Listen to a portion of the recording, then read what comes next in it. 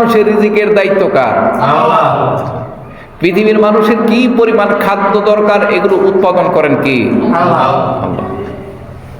পৃথিবীর মানুষ কি পরিমাণ অক্সিজেন ব্যবহার করবে, অক্সিজেনটাও আমার আল্লাহ তার কুদরতি ভাবে মানুষের জন্য সাপ্লাই ব্যবস্থা করে। যেরকম সুবহানাল্লাহ। এই পৃথিবীর মাটিগুলো আল্লাহ পাকের দাসত্বর জন্য সর্বদা প্রস্তুত। আমার আল্লাহ কোরআনে কারীমের মধ্যে বলেন, তুসাব্বিহু লাহুস সামাওয়াতুস সাবউ ওয়াল আরদু ওয়া মান ফীহিন্না ওয়া ইন মিন শাইইন ইল্লা ইউসাব্বিহু বিহামদিহি ওয়ালাকিন লা তাফকাহুনা তাসবিহাহুম। সপ্ত আসমান, সপ্ত জমিন, সাত আসমান, সাত জমিন, যা তোমাদের দৃষ্টিগোচর হয়, যেগুলো তোমরা দেখো, যেগুলো তোমরা দেখো না, এই সবগুলো আল্লাহ পাকের দাসত্বর সাথে সব সময় মোতাল্লাক সম্পৃক্ত। যেরকম সুবহানাল্লাহ। তুসাব্বিহু লাহুস সামাওয়াতুস সাবউ ওয়াল আরদু। আরে মুসলমান, আসমান, সপ্ত আসমান, সপ্ত জমিন, মাহফিল আরদ, জমিনের ভিতরে যা আছে এই সবগুলো আল্লাহ তাআলা তাসবিহ জপতেছে। যেরকম সুবহানাল্লাহ।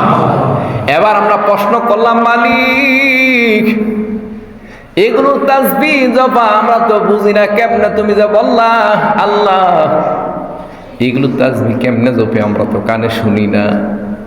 আমার আল্লাহ দৃষ্টি দিয়া বলে, ও দুনিয়ার মানুষেরা শোনো, তোমরা যে মানুষ দুনিয়ার বুকে আছো, এই মানুষের ভিতরে আমি আল্লাহ কত হাজার হাজার মানুষ তৈরি করেছি।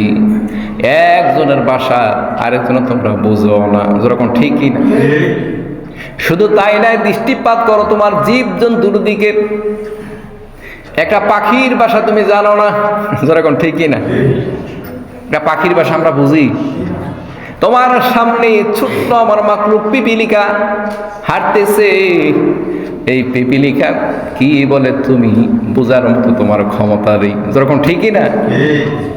তাহলে তোমার সামনে জীবন্ত একটা পাখি, জীবন্ত একটা পিপিলিকা, জীবন্ত একটা বাঘ, জীবন্ত একটা গরু, জীবন্ত একটা ছাগল হাঁটতেছে, ঘুরতেছে, সে কি বলতেছে তুমি বুঝো না।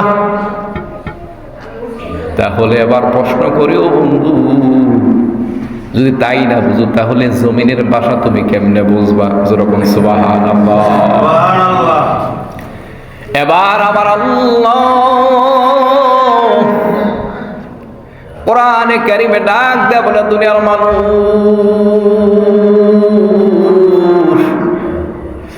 তুমি যে দেখতেছো তোমার সামনে অসংখ্য অগণিত গাছপালা তরুলতাগুলো আছে, এই সবগুলো আমি মাওলার জিকিররত আছে। যেরকম সুবহানাল্লাহ। আল্লাহ পাক রব্বুল আলামিন সূরাতুল মারইয়াম আল্লাহ নাযিল করে দিন, পৃথিবীর মানুষ যারা আছে তাদেরকে জানিয়ে দিল, ও মানুষেরা শোনো, আমি আল্লাহর কুদরত, আমি যার ইচ্ছা তার যেমনি ইচ্ছা তেমনি খাওয়াইতে পারি। আমার কাছে কোনো জিনিসের মুখাপেক্ষী না। আমি যে কোনো মুহূর্তে এমনি খাওয়াইতে পারি। এমনি যে আমি আল্লাহ তোমার ভিতরে খাদ্য নালি দিয়েছি, না খাইলেও আমি আল্লাহ ঠিক রাখতে পারি। যেরকম সুবহানাল্লাহ। পৃথিবীর মানুষকে খাবার যে আমাদের পেট দিয়েছে, এই পেট তার খাবার চাহিদা। আল্লাহ বলেন এই চাহিদা যা সেটা চাহিদা ছাড়াই আমি আগের মতো রাখতে পারি। যেরকম সুবহানাল্লাহ। এই ক্ষমতা কার? আল্লাহ।